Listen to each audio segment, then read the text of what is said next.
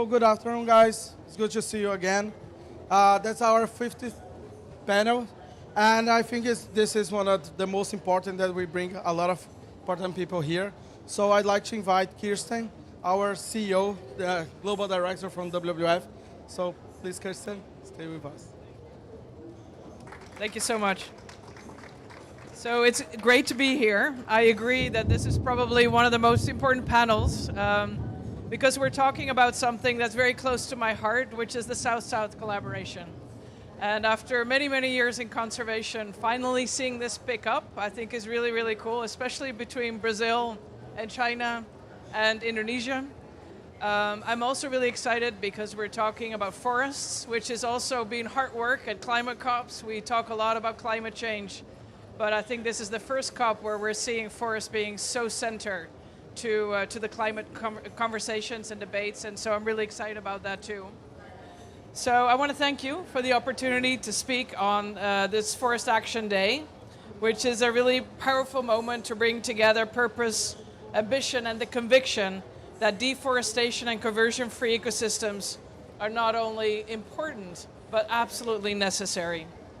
So this session embodies the spirit of COP30 and the spirit of the Forest Action Day today that brings together nations and partners to transform ambition into implementation. At a time when international cooperation on the environment and development is more needed than ever. It's something that we often don't see anymore today. So really congratulations to all of you to coming here and joining us today. So after years of corporate engagement on deforestation and conversion-free supply chains, progress has fallen short. And deforestation and habitat conversion, of course, remain incredibly high, as many of you know. So with the 2025 commitments looming and a fast-shifting global regulatory and market scenario, the time for action is now. And there's so many opportunities. First of all, the Chinese market, particularly in soy, palm oil, and meat, is showing growing commitment in sustainable and transparent sourcing, and China is uniquely positioned to jointly shape global pathways under the new pattern on South-South collaboration. At the same time, Brazil and Indonesia, as major producers and custodians of some of the world's most vital ecosystems, have demonstrated real leadership and must continue building readiness to act. Together, these three countries can redefine how commodities are produced and traded, proving that economic growth and environmental protection can and must go hand in hand. So this is great. So today's dialogue is really around opportunities to talk about experience and shared experiences, to share lessons learned, and to identify concrete actions, which I think is what we all love to see, to accelerate real progress towards deforestation and conversion-free supply chains.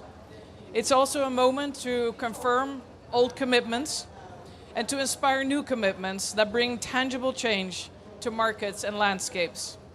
And WWF stands ready to deepen our partnerships with the three countries, with China, with Indonesia, and with Brazil, supporting leadership, supporting innovation, and supporting collaboration that drives sustainable value chains. As we look ahead, let this Forest Day be remembered as a moment of renewed resolve, a point where ambition turns into collective action. Now is the time to be bold and to build not only a vision of deforestation and conversion-free futures, but the reality of it. Thank you so very much. Thank you, Kirsten, for your instruction. And this is my great honor to be here for moderate this session. And also thank you very much for being with us at this green journey for a whole hour. And as Kirsten just shared, we have invited the speakers from different perspectives, not only from production area, but also from market area, and to show our collaboration in tackling the climate change, and also to share our future next plan during today's session. So I would like to start from inviting and opening remarks from production area, Mrs. Roberta Cantino. She is the Director of the Department of Deforestation and Burning Control Policies, Ministry of the Environmental and Climate Change of Brazil. Let's welcome. Thank you all.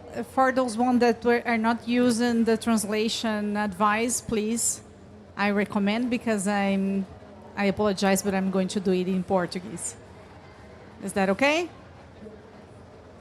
Vamos lá, let's go.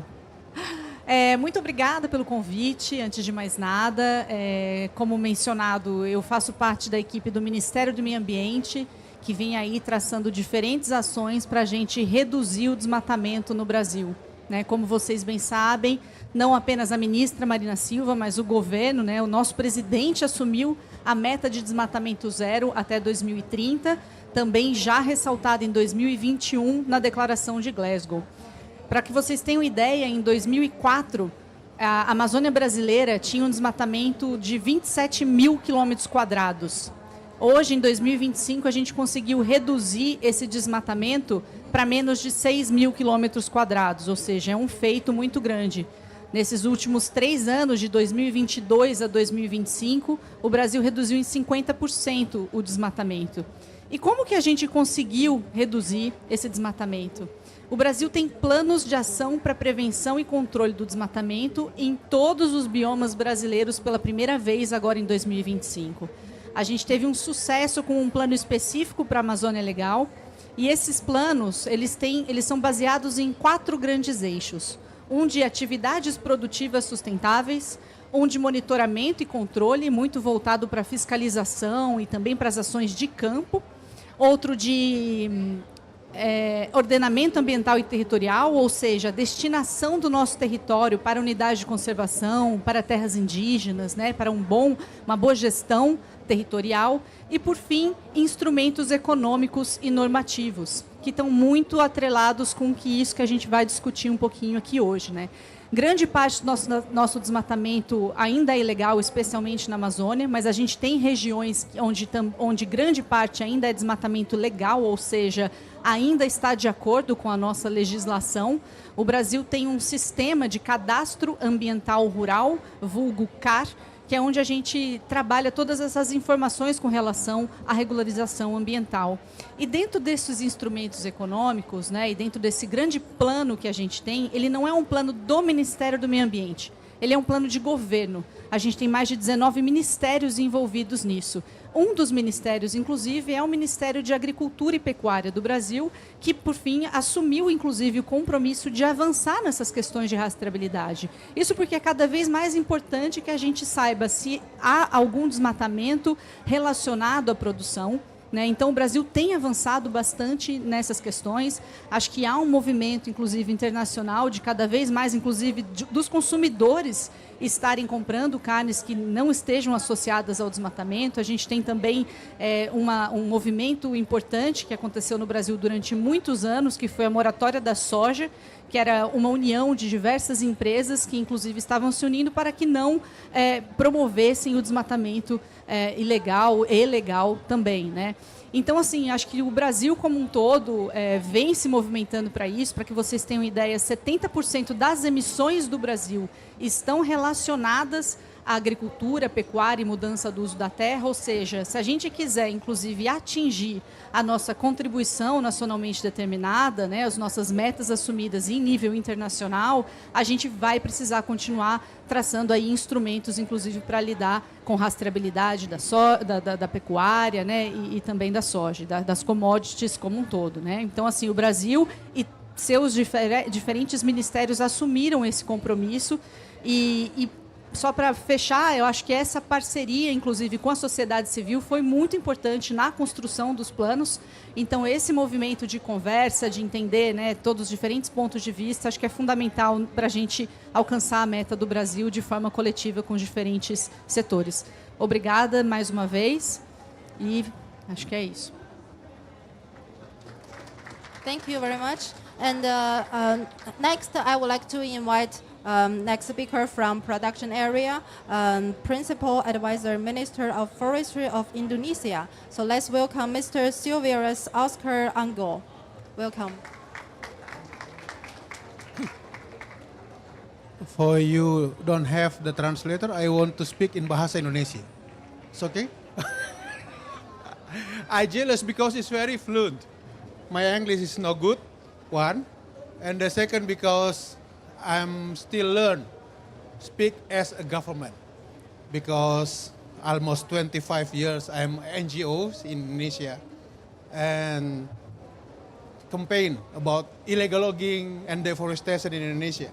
So this is the first time I speak as a government. Honestly, speak as a government is very hard. For NGOs is more easy. I'm so sorry, yeah, my friend NGOs, but that's right, easy. But for the government, we must thinking many things, yeah, I think. And let me start with, there are so many happen in Indonesia with the new term of Pak Prabowo Subianto as a president. Thank you very much for President Lula come to Indonesia just before this COP start. And I think the government agree with many things, especially in TFFF. And also I think the President of Indonesia committed to put some money, same with President Lula put. So this is the first thing. And in Indonesia also, we already declare our commitment to recognize 1.4 million hectares of customary land, indigenous people land. It's the part of, we already recognize 8.3 million hectares as a social forestry for local communities. So this is a huge of number in Indonesia, and the president and the ministry committed to that, and we want to push that. But after the permit are there are another big works. How to make sure this land in this permit will give benefit, many benefit for the people. So one task force also be announced by the government of Indonesia is task force for implementing the regenerative agroforestry. So we have committed to reforestation 12 million hectares of land, degradation land. It seems like 3 times Netherlands, maybe. Yeah. And this commitment announced by the President of Indonesia in a United Nations General Assembly, and this is the strong commitment. And the way we want to reforestation by doing agroforestry with the regenerative way. We implement the traceability system, we implement the biochar, we implement all the things about regenerative. We do believe if we do well, this will be the next CPO for Indonesia. Because I think for coffee, cocoa, seems like Brazil, vanilla, and many things, we have a good condition, yeah, for do that. So this is happening in Indonesia now. Task force for implementing the way we are doing reforestation by doing agroforestry, regenerative agroforestry, and together with the indigenous people and local communities, we want to working together to make sure this going well. And in Indonesia, internally, we have commitment between Ministry of Forestry and OJK. OJK is monetary authorized in Indonesia. Yeah? Maybe the English is not good, but like that, to make sure the financing for the indigenous people and local communities. First, we call it like social investment to build the organization of the people, and then capacity building, we support with grant. But when they are ready, we will use the bank the bank money with the bank process. For mitigation the risk for the bank, we will put some money to like deposit in the bank, and we'll do like back to back with the bank. So the bank not ask people to show the collateral, but collateral is the money we put in deposit in the bank.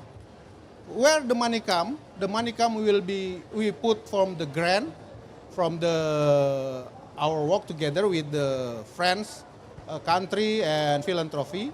But this grant will be grow, and will be the endowment fund for indigenous people and local communities to produce the regenerative production.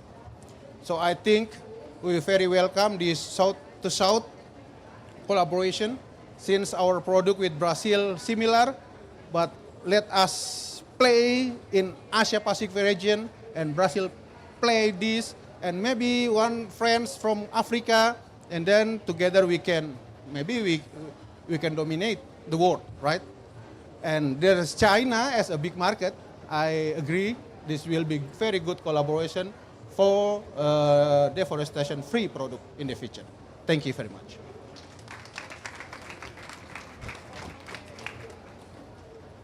Thank you very much. And later I will invite a speaker from China, from the market country. And so let me introduce him for a while. He is a chair professor and the dean of Academy of Global Food Economics and Policy of China Agricultural University. So let's welcome Dr. Shenggen Fan. Welcome.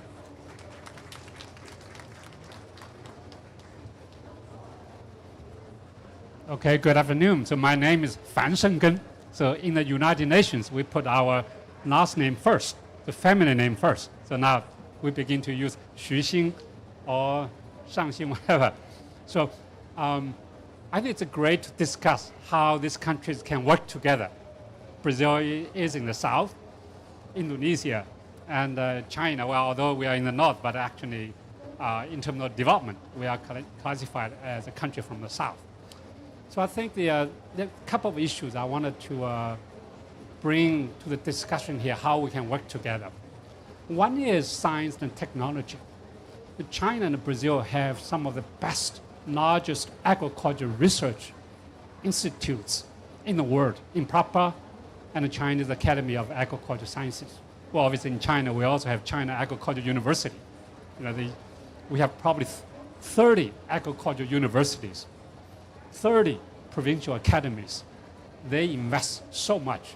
Actually, the investment in agriculture R&D in China is bigger than US, Brazil, India combined. It's not just public investment, but also private investment. So lots of innovations that we can share with the Brazilians, with Indonesians. So for example, modern biotechnology can reduce the emissions while promoting higher productivity. Then we don't need to cut more forestry to produce more rice, more soybean, or more beef. So science, technology, particularly genetic improvement, the AI technology can help the whole value chain development. In China, Tencent, Alibaba, all these big AI companies are involved in value chains in food and agriculture production. Again, this could be shared with Brazil, with Indonesia, maybe even other countries. That's my first point. The second point is we can work together to set up the standards. For example, if China wants to import beef, soybean, or other commodity or palm from Indonesia, we need to know your standards in producing that commodity, how much carbon emissions, water use, biodiversity loss. So we set the standards together. So when China imports these commodities, then we won't feel guilty. I know we are already working together, the COFCO, the Chinese largest state-owned importer of food, already working with Brazil in setting up traceability standard, or zero deforestation, soybean and so on. But we need to do more. We need to cover more commodities. I think Indonesia is the same thing, the palm. China is the second largest palm importer. So we can work together on that one, setting standard. And also guide the importers like Meat Import Association in China, soybean importers, to make sure that they do follow the standard and they develop a certain purchasing code. Now, my third point is the investment. China invests quite a bit here in Brazil and in Indonesia. 20 years ago, when China didn't import any soybean from Brazil, we were sent by the Chinese government to Brazil to investigate whether China can import soybean. Because that time, right after China joined the WTO, China already began to think where they can import food. So we came here, we concluded that Brazil has great potential to produce more soybean. However, infrastructure was a problem. So that's why Chinese came here to invest in roads, in ports. But these investments must make sure that they do not destroy forestry. They help to develop the green supply chain. So that's the investment side. That's guided investment. Indonesia, same thing. Well, we don't want to destroy your forestry to convert your forestry into rice paddy field. I mean, that's sometimes China was asking to do that. But we have to make sure that we do not destroy the forestry. That's the investment part. Then another point is smallholders. Smallholders. China has a great tradition in helping smallholders to increase productivity without expanding to more land. I think here in Brazil, many smallholders around Amazon region, if they don't have a good livelihood strategy, definitely they will go to destroy forests. So we need to work together to make sure that smallholders has a way to prosper without destroying forests. And China has experience in doing that, improving smallholders. Now, I think afforestation is another important element. So the world has become greener, partly because China has planted more trees. So it was like 12% of forest coverage 40 years ago when I left China. But today, it's like 30%, almost 40%. Just that, it helps to sequestrate 1 billion tons of carbon. So that helped to contribute the carbon neutrality in China and also globally. I think here in Brazil and Indonesia, I think this, you mentioned about afforestation. It's great potential to plant more trees. Diets. I think Xi knows that we are working on reducing food waste loss, but also changing people's diets to become more sustainable, healthy, by reducing red meat consumption, by increasing consumption of plant-based foods. Great potential, huge potential. From our analysis from now to 2050 in China, changing diets represents 40% of the potential carbon reductions in the whole food systems. And finally, I think the sharing knowledge, sharing practice like this is great, but we need to do more. Just about a month ago in China, we organized a big conference called the World Agri-Innovations Forum. We had 7,000 people attending, including maybe 100 Brazilians, not many Indonesians. Next time we need to work harder to get more Indonesians there. 7,000 global participants to debate, to discuss important issues like this. So I think more sort of knowledge sharing, to get together, to learn from each other, is part of the South-South cooperation effort. So with that, thank you so much. Thank you for inviting me, for giving some of my own thoughts.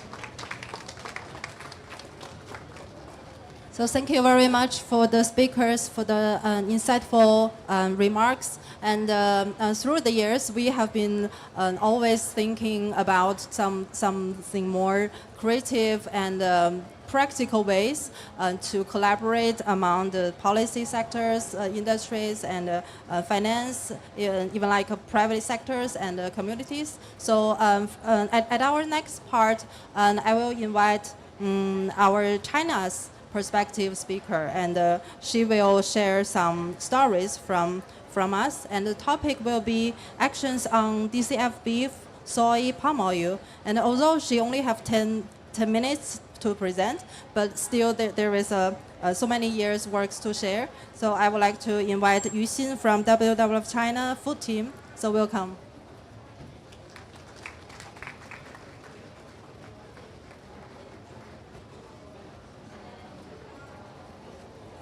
Okay, good afternoon, everyone. Thank you very much for attending the session, and also thanks a lot for the previous opening speakers. I think we share our different perspective while with the same vision that we can work together in multiple ways.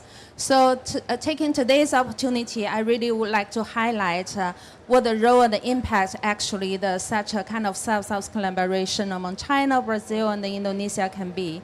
And I think we've discussed a lot during this COP, actually, how deforestation and conversion with the key commodities can contribute actually to this, or can drive this kind of the CO2 emissions.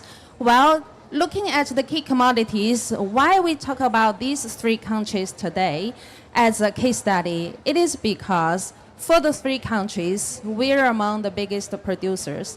We're among the biggest buyers countries. So actually, jointly, we can really kind of change and transform the whole supply chain, the value chain, for really to achieving the goal. And in other ways, if not jointly working together with us, actually, none of the goals can be achieved. So that is why we are so important. And also, especially in China, if we consider that 50% of the market share of the soy beef and the palm oil in China can be deforestation and conversion free. Actually, alongside by 2030, alongside the years, what does it mean? It means that we can have a cumulative avoided deforestation conversion of over 1.6 million hectares from the Latin America, from Amazon, Sahara, and Borneo, and we can kind of avoid nearly 400 million tons of CO2 equivalent emissions linked to deforestation and conversion. So we can see, we always talk about actually how big amount of the soybean and palm oil, but linking to the environmental impacts, that is the environmental impacts actually our joint work can contribute to.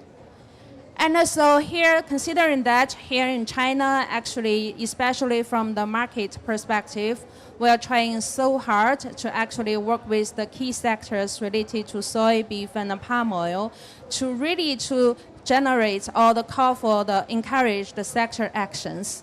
So first hand, we have worked with all key industrial associations in China, including the CFNA, CMA, the CFLP, and also the CCFA that we will kind of also have conversation later today, to having the sector-wise coalitions and the initiative that has encouraged over 100 companies to make the 2030 deforestation and conversion-free commitments. But of course, only commitments is not enough. So that's why alongside the years, we promote actually the companies to really take in an actions, develop the roadmap, and try to seek for the sustainable sourcing. So currently, we have at least 16 companies piloting actions in sustainable sourcing. And one example includes in this May, actually, we managed to have the biggest beef importer, COFCO, and also the Maverick, who will also speak on stage later on, to have this mutual understanding, and also the two sides are working together to have this, make sure the verified DCF beef can be shipped to China. And such the cases also takes place in the soy sector, and I would rather call it the South-South pattern that we can consider of with the Chinese companies who have both the supply chain within China and the overseas footprints, which links both to the ecosystems, both in China and also in the producer side. So the action is really like the South-South actions, really like also the actions and the dialogues among the ecosystems. And we can encourage our companies to work on the domestic conservation that is relevant to our grasslands conservation. But through the supply chains, we encourage them to do the DCF soil sourcing so that they can contribute to the conservation in the grasslands here in Brazil, in the Amazon in Brazil, and also to have the certified palm oil import so that they can also contribute to avoid deforestation actually in the Indonesia. So our South-South collaborations really, from the environmental perspective, is really the collaboration among the ecosystems that brings the whole ecosystem together for our one planet. So besides that case, actually for generating all these commitments and the case, we're utilizing this, helping the sectors to develop the different sets of guidelines and the tools. And at the same time, we are trying to make sure that these tools can be applied and can be to the credible criteria and can be applied in a practical way, adapt to Chinese local kind of the situation. Well, we have developed the tools for the retailers sector, for the palm oil sector, for the meat, and the standards for the meat sector in alignment with the accountability framework and our WWS minimum criteria for both soy, cattle, and also the palm oil. And we feel that this alignment is so important that actually the actions can be also carried out in the aligned way, and also echoing to what Professor Fans mentioned, that this is sort of the standards alignment and the mutual endorsement is so important so that we don't have kind of the mismatches of each other's ambition. And besides that, so we have a previous session today on the enabler. And in China, we are also trying to utilize sustainable finance and also the sustainable consumption actually to help the companies to incentivize them and sometimes pressure them on taking up these actions. And here you can see some examples here, and especially this one tool on DCF-linked finance. And we just launched today, actually, for the public consultation for the first version draft. You can see the QR code here. Please scan that to give our suggestions to this first version.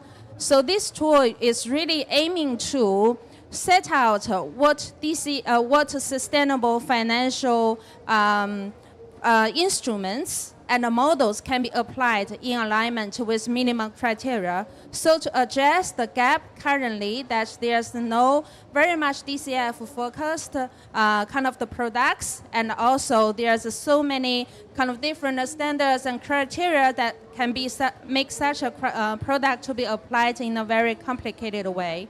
So our tool is meant to be used in this way. So please look at the draft and give us a suggestion to tell us whether you can achieve this way, or is there any gaps that is needed to be closed.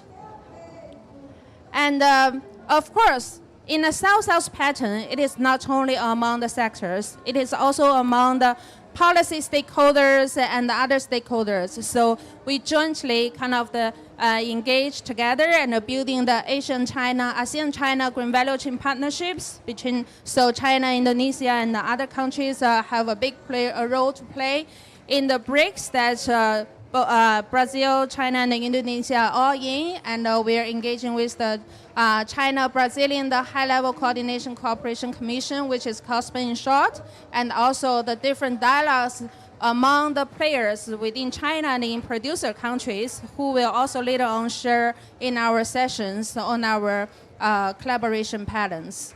So looking ahead in the future, and for the South-South green value chain partnerships from China perspective, in future, we will continue to generate this model and to make this collaboration really action-driven and results-oriented, and to make sure that these actions and the results will be credible and alignment with our global criteria and protocol. And we will create more enabling environment in policy, technology, science, and finance, and we will try to really generate mutual benefits among our South-South countries. And so at the very end, it is really, as we all talking about, deforestation and conversion is really critical for 1.5 degree and nature positive targets. And this South-South collaboration is especially crucial for that. And not only for that, I think we shall not only from environmental perspective, we can have these co-benefits between nature and the climate, but also we shall look at more of the co-benefits among the environmental, economic, and the social elements that our stakeholders are discussing about. So I'm really so happy that here we today can have this session, and also later on we will have a lot of the conversations and dialogues among our DCF shipments and among our different collaborations. But of course, with only limited kind of the availability of people from China to come into Brazil, we only have a limited presence here in the COP.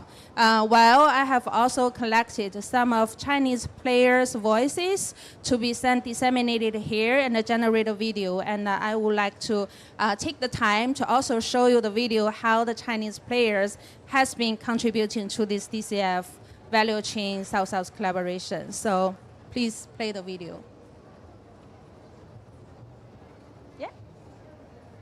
作为全球重要的大豆生产、消费与贸易国，中国始终积极推动产业链绿色转型，从政策层面强化可持续农业支持，到企业端深化国际合作，为应对气候变化、保障供应链稳定积累了宝贵经验。中国食品土畜进口商会和世界自然基金会在第8届中国国际进口博览会期间，正式对外发布了共建全球大豆可持续供应链行动倡议，这是我国首个聚焦大豆可持续供应链建设的系统性行动倡议。今后我会将继续与世界自然基金会合作，促进大豆供应链向低碳、韧性、可持续的方向转型，为中国和世界的粮食安全保驾护航，也为全球可持续发展贡献中国智慧、中国方案。过去10年，中国肉类协会和世界自然基金会从共同发布中国肉类可持续发展宣言开始，相继共同制定了肉类产业绿色贸易规范团体标准，认定了一批绿色贸易示范企业，研讨了供应链绿色转型的路径，联合实地考察了巴西牛肉贸易相关政府部门、行业协会、重点地区和重点企业，推进开展绿色价值链合作，取得了一系列积极的进展。我们共同期待在未来进一步深化合作，在政策协同、标准互认、全程追溯和贸易发展方面取得新成果。那首先来讲，要感谢 WWF 与中国联食材供应链分会近几年的深度合作，那共同呢在推动可持续发展，以及为中国食材供应链上下游的企业一同来去推进他们在可持续发展上去从意识到行为的转变。那么目前来讲，我们共同所推动的森林友好食材供应链转型倡议，以及我们中国可持续食材供应链冷链倡议2个项目，那有中国的众多的一些龙头企业参与进来，那同时他们在参与这个项目当中，也得到了更多的关于我们可持续发展的一些建议以及一些工具。那对于企业在于下一步的可持续发展当中起到了重要的支撑作用。那么我们也相信，携手 WWF 共同来去为中国的食材供应链从田间到餐桌整个链条去做好我们下一步的可持续发展的行动力量。大家好，我是山西长隆的姚军。山西长隆与世界自然基金在过去的几年里一直保持着友好紧密的交流沟通。在全球气候变暖的挑战下，共建可持续农业供应链已成为时代的命题。在进博会上，世界自然基金与中国食品土畜产进出口商会共同发布了中国首个共建全球大豆可持续供应链行动倡议，逐步实现可验证的符合森林友好与可持续原则的大豆采购，为行业指明了绿色转型方向。我们期待与更多伙伴携手，将倡议从文本转化为具体行动，共建全球大豆可持续供应链，为全球粮食安全与气候变暖目标贡献中国智慧与中国方案，山西长荣与自然共生，与未来同行。大家好，我是美式食品创始人袁伟，公司主要从事肉类进口与加工业务。过去几年，我们深度参与 WWF 和中国肉类协会的零毁磷项目。我们积极响应肉类绿色贸易，严格筛选原料产地，用可持续采购从源头减少毁磷，同步提升生态碳汇能力，为守护森林尽一份力。未来我们期待和上游的生产商共同把零毁磷从承诺扎实落地为行动。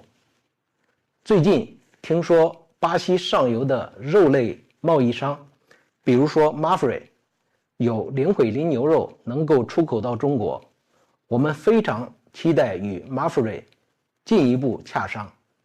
最后，让我们一起努力，守护人类共同的家园。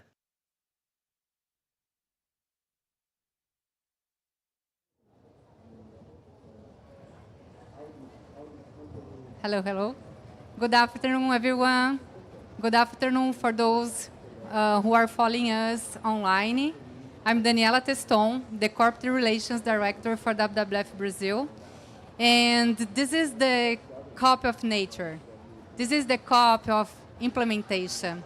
And this is a historical moment to listen about successful cases on DCF shipments of Brazilian beef and Indonesian palm oil to China.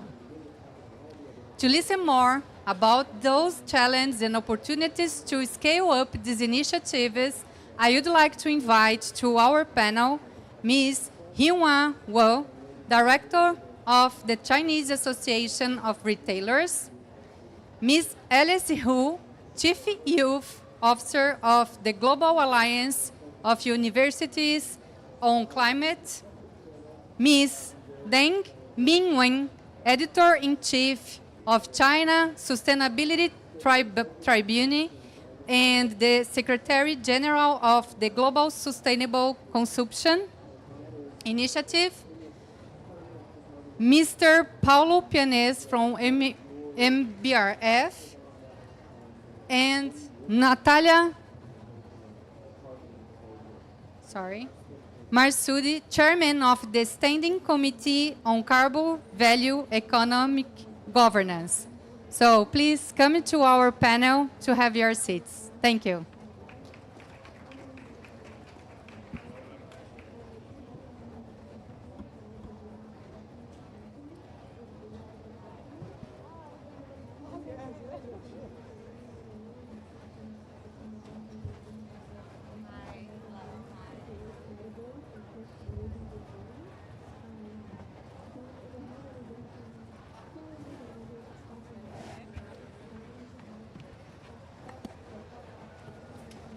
Welcome, everybody.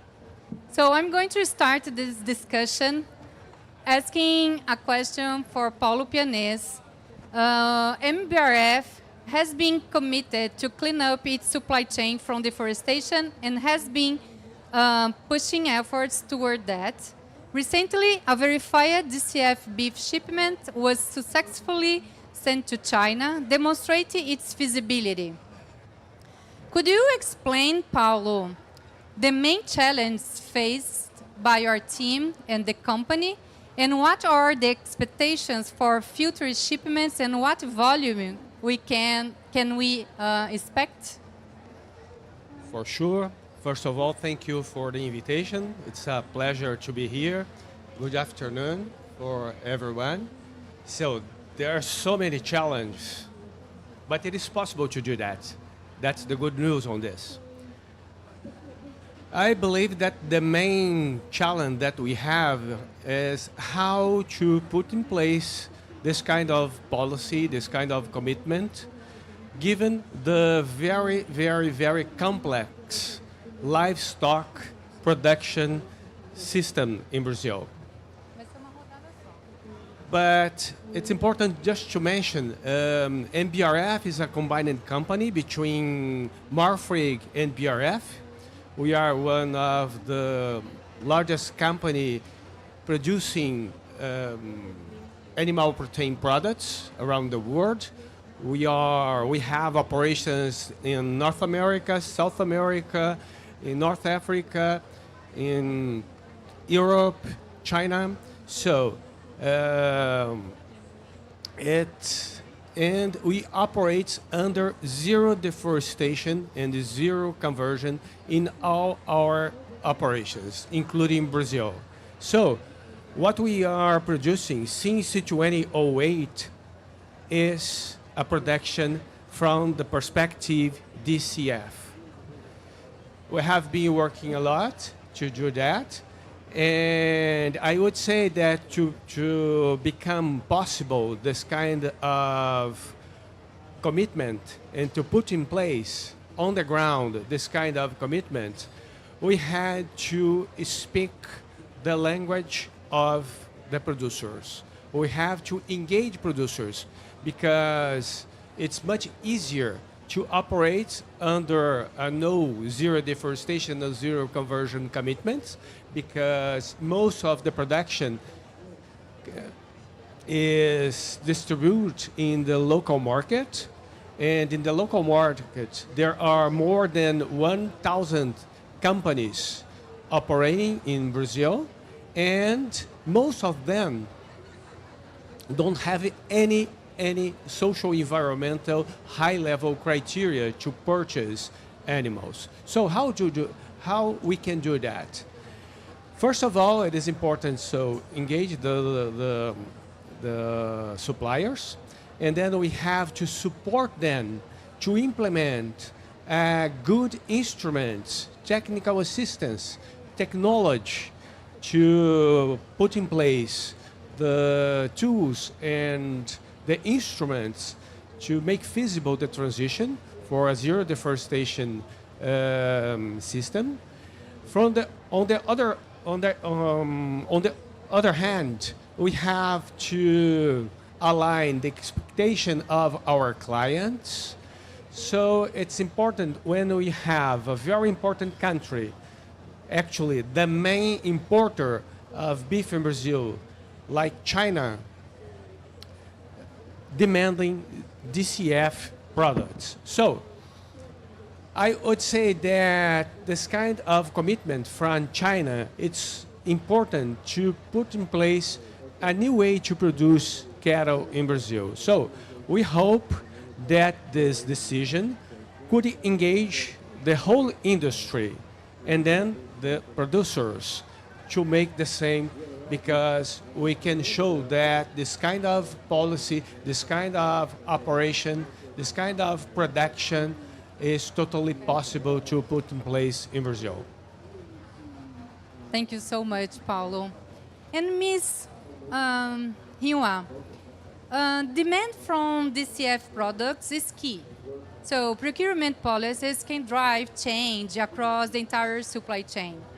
From this perspective, how does the retailer sector view this scenario? And how can the strong examples set by Brazilian beef and Indonesian palm oil serve as a model for soy? First of all, hello everyone. I'm Qinghua Guo from the China Chain Store and Franchise Association. We are an association representing over 1,600 companies in retail, food service, and even broader chain sectors across China. So I'm very happy to hear this topic today, and thank you for having me here, because I think today the thing we topic, the soil, the beef, even the oil palm, then in the end, they are into, most of them, the product into our retailers, into our chain restaurants.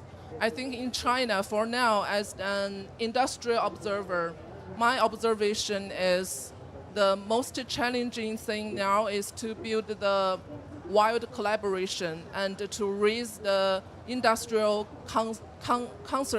consciousness, how to let our retailers and companies get to know this DCF, the environmental friendly product, let them to give a try to choose the good product for their company and their consumers.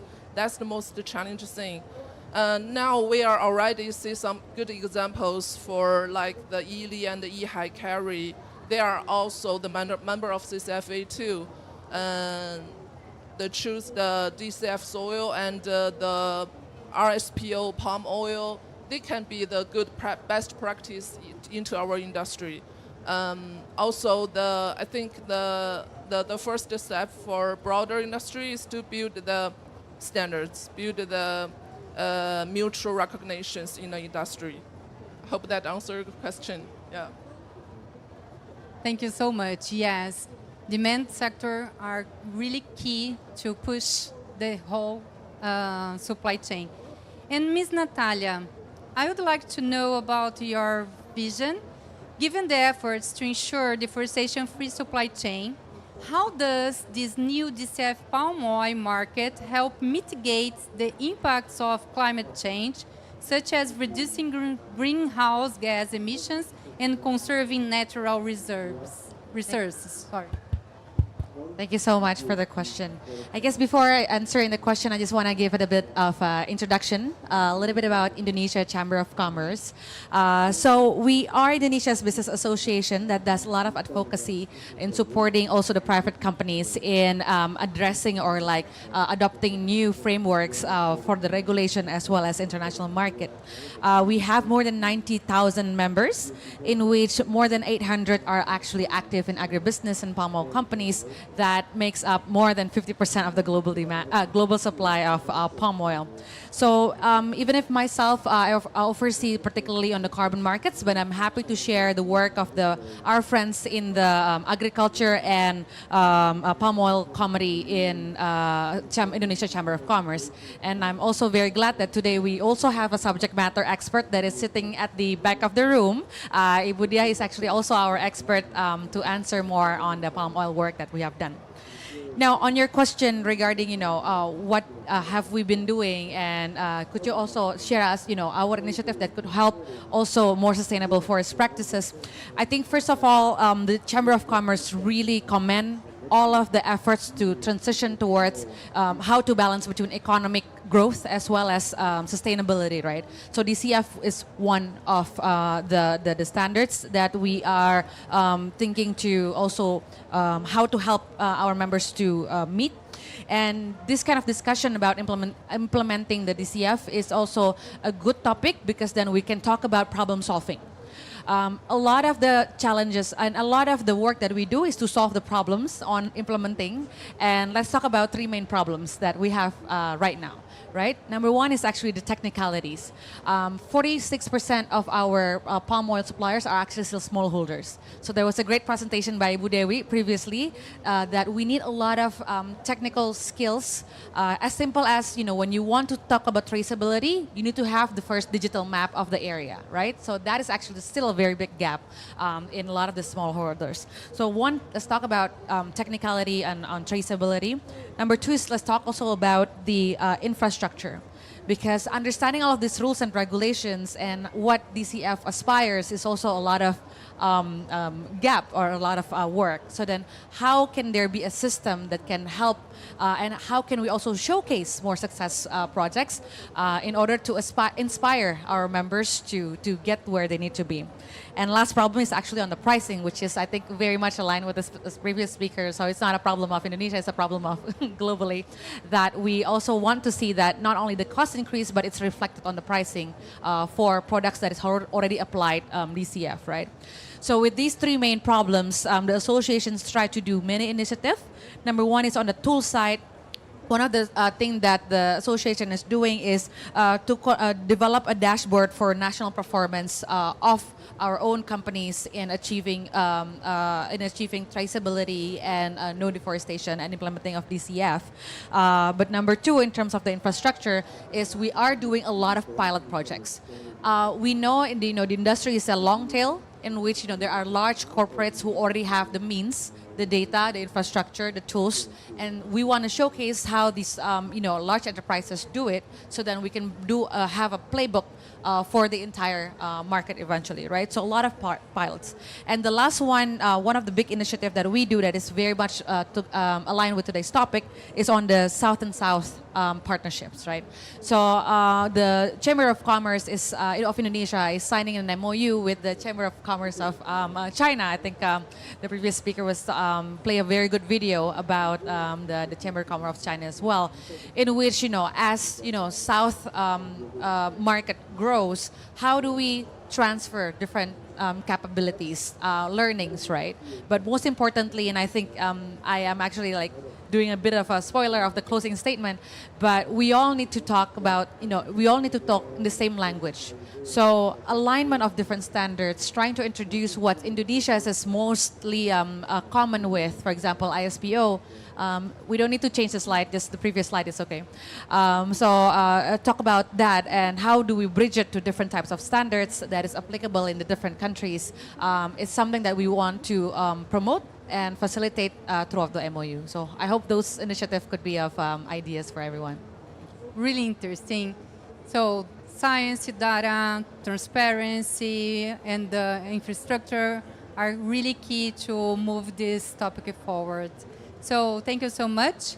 And I'm curious to know about what youth think regarding this topic. So, Ms. Ellis, in what way young people from China, Brazil, and Indonesia can work together in supporting DCF supply chains? So I think, thank you very much, and thank you for the invitation. I think action is very important. So I think this is a very great way to bring the three countries' youth together. So I think first what we could do is always a community level knowledge exchange. I think youth are the very backbone of the power that could do that, because all three countries have very rich community level based practices that youth can learn from and exchange. So Brazil have the Amazon forest guardians, China have digital agricultural, rural, green development pilots, and Indonesia have village-led pet land restoration. So if youth can connect these experiences through a trilateral meeting, a network that exchange and helps understand the ideas of DCF, what really means in real life, and build a generation that shares a common technology and knowledge with it. And I think youth is also a very strong shareholder, because it's the next generation, but also the youth, we are young, we are still learning, we're from the university level, we're from an educated background. We can embed AI into it, we can adapt new technology, the newest technology related to how forests could be preserved and how different countries, their unique ways of preserving it, and create more academia, research on it. Then we can have more implementation. These youth can then work out together and implement it in different countries and in their own country. And at the same time, to develop a united global South voice and global advocacy. So youth from China, from Brazil, from Indonesia can all work together to influence the global climate and trade discussions. But at the same time, these countries are major players in shaping the sustainable standards. And when the young people can speak with a coordinated voice, it will create a very stronger message.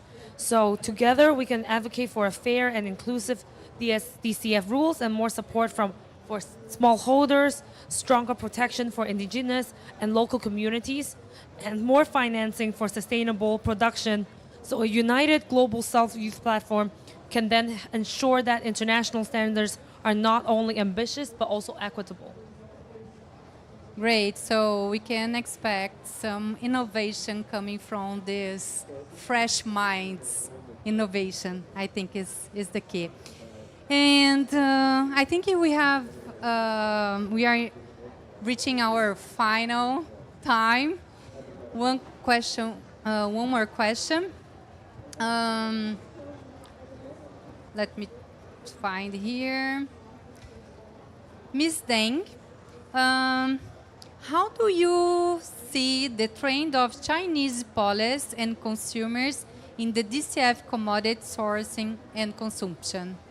Thank you for your question. And it's a privilege to be here in Berlin and the gateway to the Amazon. And let me start with a short story about yesterday. I visited 2 zoos in the city. And when I saw the blue and glow macaw up close, so lovely, I feel it's lucky they are still here. But when I saw the exhibit about the pink river dolphin stranding and dying, it hurt me hard. And as working on sustainable consumption, I realized that zero deforestation we talk about in offices is not just a topic. It's a matter of survival of this species and the indigenous community here. I'm from a Chinese media outlet focused on sustainable development. We've observed that significant shifts are taking place among Chinese consumers. They used to only care about health for themselves, but now they are increasingly linking personal well-being to planetary health. They are starting to ask, is the product good for the environment? This shift isn't just a feeling. It's backed by national policy and data. China has rolled out top-led policies to promote green consumption, and authoritative data clearly show that green consumption has achieved tangible carbon reduction results. And in 2021, we launched the Global Sustainable Consumption Initiative. We didn't just talk, we worked with global companies like Mars and L'Oreal to promoting enterprises to provide sustainable products and service, emphasizing communication with customers on sustainability information and forestation, a sustainable consumption culture. We also partnered with the World Economic Forums on deforestation research. We released a white paper preventing global deforestation, China's actions and opportunities at COP15. The key message is that China isn't just a big consumer market. We are actors using market power to support rainforest protection. Now on DCF sustainable sourcing, this is a perfect time to invest in consumer environmental education because Chinese consumers consumer already care about planet health, but most don't link their glossary choices to Amazon. So we, media, NGOs, think tanks, and businesses can turn the zero deforestation certification into easy to understand labels, such as we can maybe, for example, we can work with e-commercial platform to tag rainforest-friendly products. We need to let the customers know that their choice can really change things. And finally, I sincerely hope that the Global Sustainable Consumption Initiative can carry out more international cooperation with all of you to make more practical contributions to the protecting the Amazon and the deforestation. Thank you. Thank you so much, Ms. Deng. So big applause for our panelists. Thank you so much.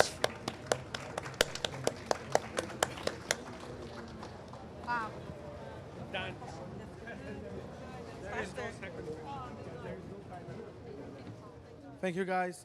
This was a fantastic session with those very good people. I'd like to invite for this closing session Yu Xin from WWF China, our priority project coordinator, Dewey Risky from Conservation Director, please take a seat, and Sandra Valenzuela, CEO from WWF Colombia.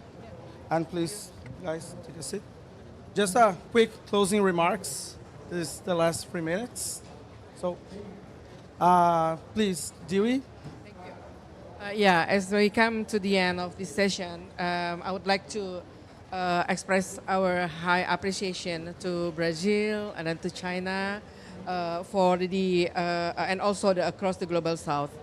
Today's exchange has shown the power of collaboration, and then also when the South unites, we can turn ambition into action.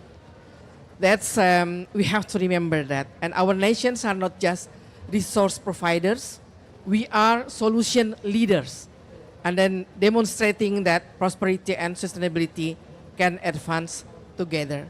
And the discussion today have reaffirmed our shared vision to build green, deforestation, and convention-free value chains that protect nature, support people, and strengthen market resilience. Thank you.